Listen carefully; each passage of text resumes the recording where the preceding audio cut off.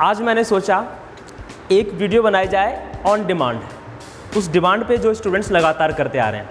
बहुत सारे स्टूडेंट्स, जब मैं ऑफलाइन क्लास लेता हूँ, जब मैं ऑनलाइन क्लास लेता हूँ, और वैसे भी यूट्यूब पे भी कई कमेंट्स आए कि सर वुड WOULD वुड पे एक लेसन बनाइए, एक वीडियो बनाइए। Students have lots of confusion in that. तो मैंने सोचा आज वुड पे लेसन बना दिया जाए और इसको बहुत आसान बना दें। Before moving on, subscribe the channel and like the video.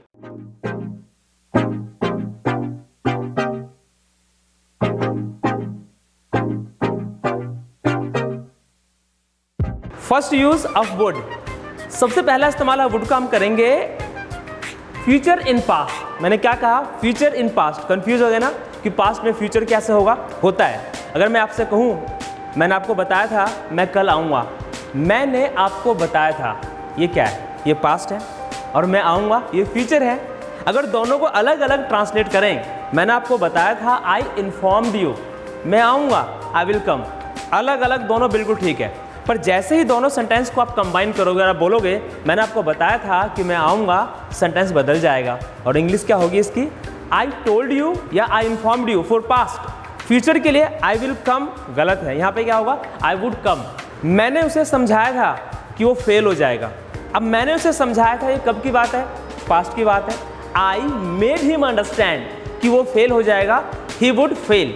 अगर सिर्फ मैं इतना बोलता कि वह फेल हो जाएगा तो ही विल फेल बोलता, पर हमने क्या कहा यहाँ पे? मैंने उसे समझाया था, ये पास्ट की बात है, और पास्ट में फ्यूचर के लिए कहा था कि वो फेल हो जाएगा, इसलिए मैंने कहा I made him understand that he would fail. ये था वुड का पहला इस्तेमाल। एक एग्जाम्पल और लेते हैं। मैंने आपको इन्फॉर्म किया था कि मैं आपको पैसे दे दूंगा, I informed you that I would give you money, right. अब बढ़ते हैं वुड के नेक्स्ट यूज़ के लिए। अगला इस्तेमाल क्या है वुड का? इसका इस्तेमाल करते हैं पोलाइट रिक्वेस्ट के लिए। बहुत इस्तेमाल होता है, आपने कई बार किया होगा और सुना भी होगा। I would like to talk to you, मैं आपसे बात करना चाहता हूँ या चाहूँगा। यानी जहाँ जहाँ पर आप विल का इस्तेमाल करते हैं, जहाँ पर आप वांट का इस्तेमाल करते हैं, दोनों जगह रिप्लेस करके आप वुड लाइक का इस्तेमाल कर सकते हैं। I would like to talk to you, I would like to inform you something, I would like to tell you about him.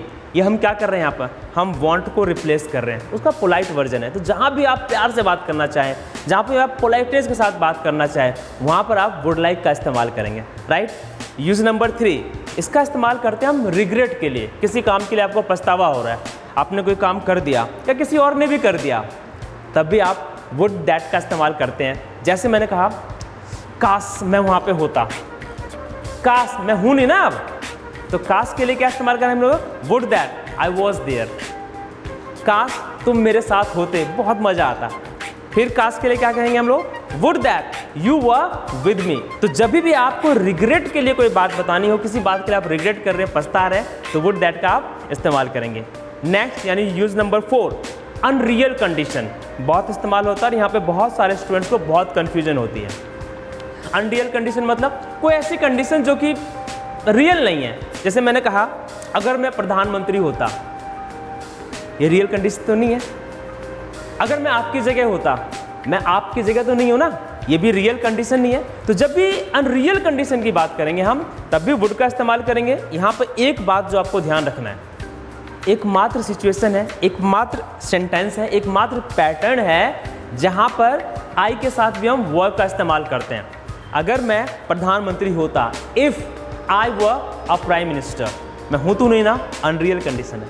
अगर मैं डॉक्टर होता, if I were a doctor, ये ध्यान रखना है। जब भी आप अनरियल कंडीशन की बात करेंगे, सेकंड फॉर्म लगाएंगे, और बी का सेकंड फॉर्म होता है वाज वर। इस तरीके से हम यहाँ वर्ड का इस्तेमाल कर रहे हैं, कंफ्यूज नहीं होना।